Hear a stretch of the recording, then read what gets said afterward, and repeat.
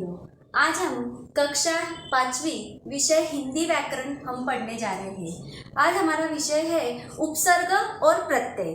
तो सर्वप्रथम हमें यह जानना है कि उपसर्ग किसे कहते हैं और प्रत्यय किसे कहते हैं। तो उपसर्ग यानी क्या?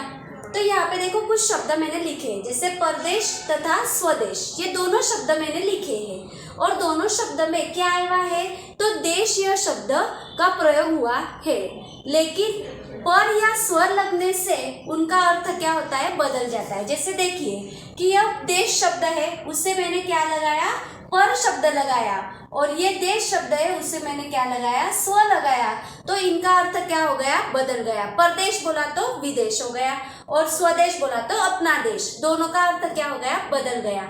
जहाँ पे ऐसा होता है कि कोई शब्द लगने से उनका अर्थ अगर बदल जाए तो उसे उपसर्ग कहते हैं।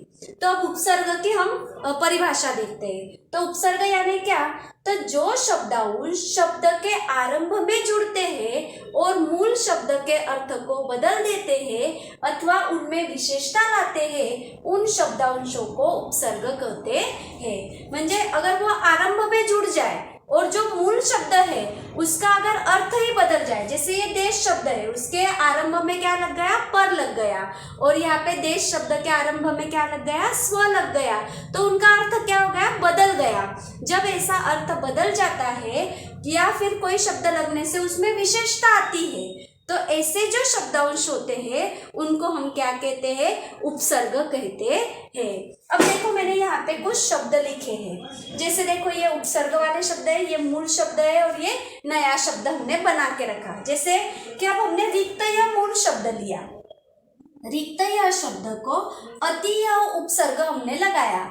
अति उपसर्ग लगने से क्या शब्द तैयार हो गया, नया हमारा शब्द बन गया अतिरिक्त, यानी रिक्त को अति उपसर्ग लगाने से अतिरिक्त हमारा नया शब्द बन गया। फिर नायक यह शब्द है, उसको हमने अधि शब्द लगाया तो हमारा शब्द बन गया अधिनायक। न्याय शब्द है, उसको अ लगाया तो क्या बन गया, अन्याय। अब न्याय का अर्थ अलग होता है और अगर अ लग जाए तो उसका वो विरुद्धार्थी शब्द बन जाएगा, जैसे न्याय अन्याय। तो यहाँ पे क्या हो रहा है कि उसके पूरे की पूरा अर्थ जब बदल जाता है तो ऐसे जो शब्द होते हैं उसे हम क्या कहते हैं, उपसर्ग कहते हैं। जैसे देखिए यहाँ पे हमने लिया पढ़, पढ़ यानी पढ़ना, जैसे कि पढ़ा शब्द, पढ़ यह शब्द है, उसको हमने अन लगा दिया तो उसका विरुद्धार्थी शब्द बन गया अनपढ़। पढ़ अनपढ़ म्हणजे पढ़ा लिखा हुआ और अनपढ़, ऐसा हमारा विरुद्धार्थी शब्द बन गया। मतलब अर्थ यहाँ पे क्या हो रहा है, पूरा की पूरा अर्थ बदल जा रहा है। ऐसे जो शब्द है उन्हें क्या कहते हैं, उपसर्ग कहते हैं। जैसे कि जय है, उसको परा यह उपसर्ग लगाया तो क्या बन गया, पराजय। पंच यह शब्द है, उसको सर यह उपसर्ग लगाया तो क्या बन जाता है, सरपंच बन जाता है। आयु यह शब्द है, उसको चिर यह शब्द लगाया तो अब ये चीर र है, उसमें आ की मात्रा लग गई तो क्या शब्द तैयार हो गया, चिरायु, यानी कि आ इसमें क्या हो गया, मिल गया। तो आ मिलने से यहाँ पे आ की मात्रा यहाँ पे लग गई, यानी डंडा खींच दिया यानी आ की मात्रा लग गई, तो इसे क्या कहेंगे हम, चिरायु। तो ऐसे जो शब्द बनते हैं उन शब्दों को क्या कहते हैं, उपसर्ग। तो फिर से मैं दोहराती हूँ कि जो शब्दांश के शब्द के आरंभ में जुड़ते हैं और मूल शब्द के अर्थ को बदल देते हैं अथवा उनमें विशेषता लाते हैं, उन शब्दांशों को उपसर्ग कहते हैं। तो सहेलियों, ऐसे बहुत से शब्द हमारे पास है कि जिसको हम ऐसा बना सकते हैं। आप और मैंने ऐसे 5-6 ही यहाँ पे उदाहरण दिए हैं, आप और इसमें और बहुत सारे उदाहरण लेके ऐसे शब्द नए तैयार करो और अपने जो वर्ग पाठ की जो वही है उसमें क्या करो, ऐसे शब्द लिख के रखो। इससे आपको क्या होगा, उपसर्ग किसे कहते हैं ये आपको उसकी जानकारी होगी। तो अब हमने क्या जान लिया, उपसर्ग हमने जान लिया। अब हम आगे बढ़ते हैं। अब हमें हमारा दूसरा व्याकरण का भाग सीखना है, वो जिसका नाम है प्रत्यय।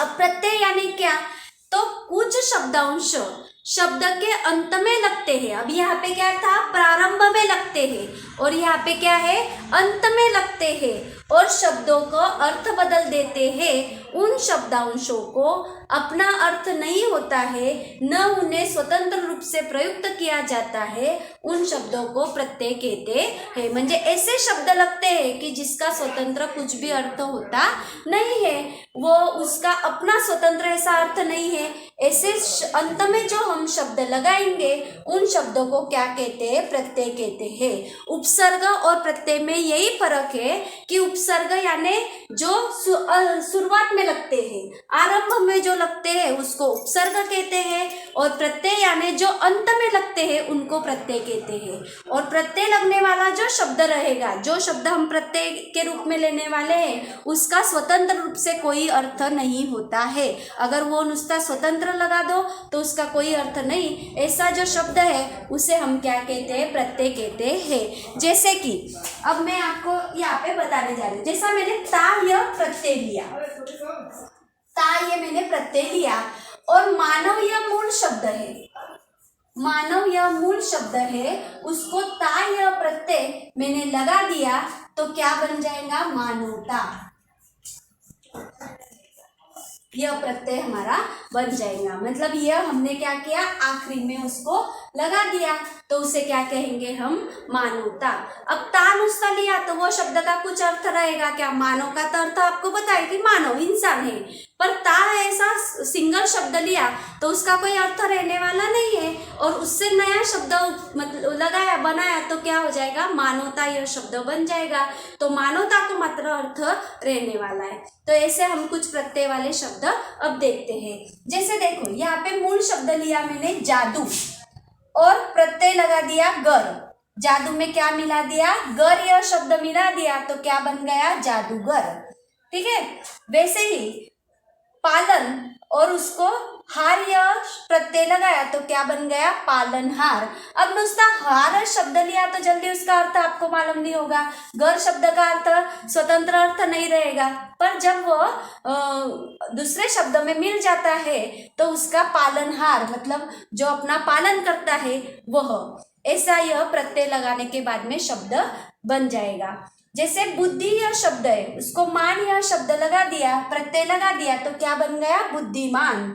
लेख और क है, नुस्ता क बोला तो उसका कुछ अर्थ रहेगा क्या, नहीं, पर अगर उसमें मैंने लेख शब्द जोड़ दिया तो बन गया हमारा नया शब्द लेखक। लेखक यानी क्या, जो लिखने का काम करता है, जो कुछ ना कुछ रचनाएं बनाता है, कविता बनाता है, या फिर कुछ लेख लिखता है, तो उसको हम क्या कहते हैं, लेखक कहते हैं। नुस्ता क बोल दिया तो कुछ उसको अर्थ नहीं रहेगा, स्वतंत्र अर्थ नहीं है, पर इसमें अगर वो मिल जाए तो फिर क्या बन जाएगा, लेखक यह शब्द बन जाएगा। और ऐसा जो प्रत्यय हम लगाते हैं, ऐसा जो शब्द हम वापरते हैं उसे क्या कहते हैं, प्रत्यय कहते हैं। वैसे ही नमक और उसमें ई ने यह शब्द लगा दिया तो क्या बन गया, नमकीन। अब यहाँ पे देखो कैसा बनता है, ये क है, उसमें ई की मात्रा, बड़ी ई की मात्रा लग गई तो हमारी मराठी की जो दूसरी विलांटी होती है वो तैयार होती है, मतलब नमकीन। बड़ी ई की मात्रा लग गई तो वहाँ पे शब्द तैयार हो गया, नमकीन। लेनदार, ऐसे क्या शब्द बन गया, लेनदार। तो ऐसे प्रत्यय लगा के जो शब्द बनता है उसे प्रत्यय कहते हैं। ये ध्यान में रखो कि प्रत्यय जो रहता है वो कहाँ लगता है, शब्द के अंत में लगता है। जैसे यहाँ पे गर ये प्रत्यय लगा, हार, मान, क, कीन, दार, ये जो शब्द